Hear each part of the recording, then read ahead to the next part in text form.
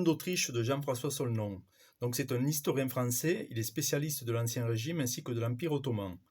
Nous avons dans nos collections un ouvrage du même auteur, à savoir Une histoire des favoris, édité en 2019 également aux éditions Perrin. C'est donc un portrait d'Anne d'Autriche, reine de France, en 20 dates clés qui éclairent son intimité, son caractère et sa psychologie. D'une plume vivante et enlevée, l'historien nous offre ici le premier portrait de la jeune fille, de l'épouse, de la reine, de la mère, en un mot de la femme que fut Anne d'Autriche. Une autre période, plus contemporaine.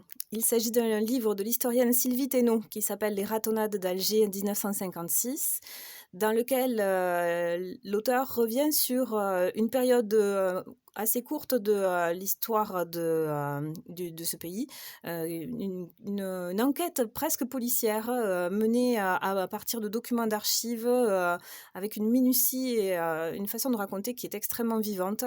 Sylvie Thénault revient sur l'assassinat politique d'un homme qui a déclenché un certain nombre de conséquences dans l'Algérie de 1956.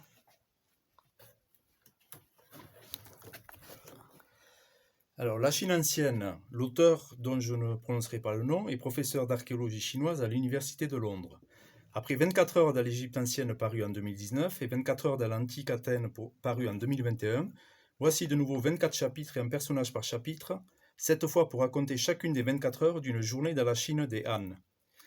À travers le vécu de 24 personnages en une journée, l'ouvrage est un récit de la vie quotidienne en Chine sous la dynastie des Han en 17 après Jésus-Christ. Pour résumer, une journée de l'an 17 dans un empire chinois aussi envoûtant que l'empire romain.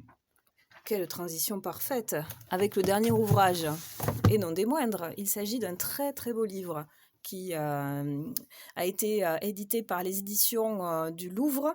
Il s'agit d'un catalogue d'expositions, d'une exposition qui a eu lieu à Louvre-Lens d'avril à juillet 2022 et qui retrace